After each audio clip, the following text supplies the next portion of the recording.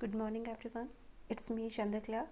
In last class we were looking for the measurement with the help of the vernier calipers, and there we have discussed that vernier calipers will be made up of two things. One is the main scale and one is the vernier scale.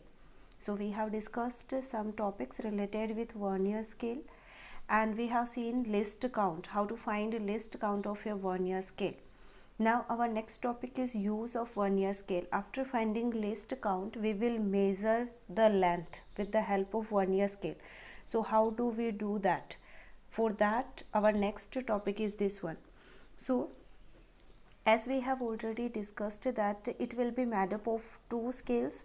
One will be main scale. This is our main scale and this is our vernier scale. Vernier scale. Okay. So first of all, the thing is vernier scale is actually movable. Movable means we can slide it. We can take this scale up to here. This end is actually fixed end.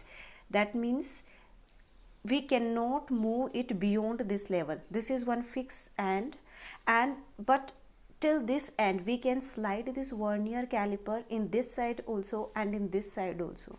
So that means the vernier scale is movable scale, whereas main scale is a fixed scale.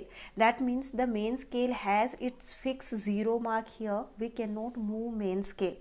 So first concept is we are having two scales. One is the main scale, one is the vernier scale.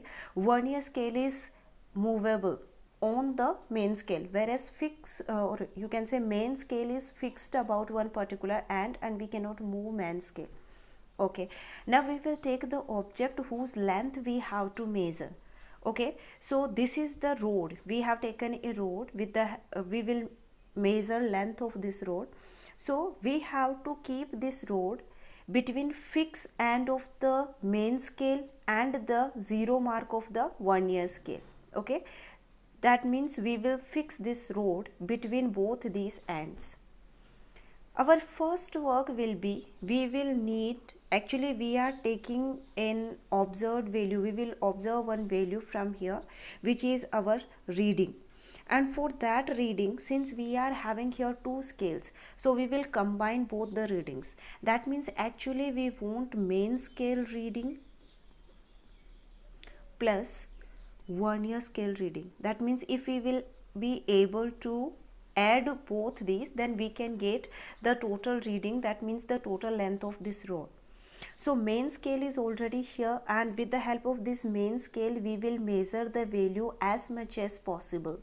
You see, one end is at the zero mark and we wanted this, because whenever we will use a scale we will start from zero. So that's okay. Now about this end, actually this is 1 and this is 1.1, this is 1.2. If our end would have finished here, then we could easily say that we could easily say that this is 1.2 and that matter is over. And if it is here, we will say that it is 1.3 and that's okay.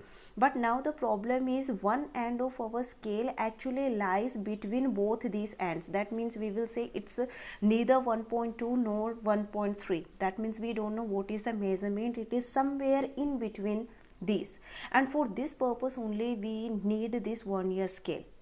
Okay, so first work is whatever reading we are getting from our main scale, we will take that reading. Okay, so this is 1, this is 1.1, this is 1.2. So with the help of main scale we can take up to here. So we will write our main scale reading, that is equal to 1.2. Now plus this distance, this extra distance or length, this AB, here we have named it AB. That means this AB we don't know how much, so we will measure it with the help of vernier scale. So the work of vernier scale is just to measure this length AB. Up to here we have already done with the help of main scale. Vernier scale will only measure this length. Okay, so for that we have to measure AB. Now if anyhow we are able to find the value of AB, then we will put it here, we will add them and we will get our required reading here. Okay, for finding this length AB we will need two things. One, we will need is list count of the vernier scale. In previous classes we have seen very well how we will find the least count. Okay, that means we have seen that least count of a vernier scale is equal to the length of one division on the main scale, which will be given in the question, upon total number of divisions on the vernier scale. This we have already seen. If we are considering this main scale as a centimeter scale, then we know that this distance, this is known as least count. So least count, or you can say the distance of one division on the main scale, that is equal to 1 millimeter, or if you will say it in the centimeter, you will say 0.1 centimeter. Okay, this is well understood in normal conditions. However, in question, if something else is given, we will have to work according to that. Okay, but no problem, this will be given in the question. So normally on a centimeter scale, we are having the length of one division equal to 0.1 centimeter, otherwise you can say 1 millimeter. Number of divisions on the vernier scale. See, we have already discussed that generally there are 10 divisions on the vernier scale. However, it's not necessary. That depends on the accuracy of your vernier scale. If you will need more accurate and more smaller value, you can make the divisions 20, you can make it 50, you can make it 100. That is choice. Okay, but here normally in normal conditions we will consider it as 10. Therefore the least count of vernier scale is equal to 0.01 centimeter, because we have taken this in centimeter. If you will take it in millimeter, then your answer will also be in millimeter. So we have least count of vernier caliper, or sorry, vernier scale, that is equal to 0.01. One thing we will need least count, and one more thing we will need, that is P. What is this P? P is actually the mark of this vernier scale which is coinciding with the mark of main scale. Here we will have main scale marking. After this also we will have marking. Here it's 2.1, then 2.2, 3, 4, like that. Okay, so here on this vernier scale we have 10 means total these divisions are 10. So we are having 10 markings from 0 to 10. Out of this 10 markings, actually one mark will be definitely coincide with the main scale mark, one of the main scale mark. This is confirmed. And what we have to do, we have to see that which division of vernier scale coincide with main scale. You see, here we have a slight difference, here also we have a slight difference, here also we have a slight difference, but this one, this mark is coinciding. This is the main scale mark, this is the vernier scale mark, and they both are in the same vertical line. That means they are coinciding each other. These are also separated by a little difference. That means everywhere we are getting a little difference, but these two markings are coinciding. Now we want only vernier scales division. So from here we will count, it is 1, it is 2, it is 3, it is 4. That means the fourth division of vernier scale coincide with the main scale, and this 4 is then our P. That means this is the division of the vernier scale which coincide with the main scale. Need not to be 4, it can be 6th, it can be 8th, it can be 5th, anything. Okay, so we have to see it carefully. Okay.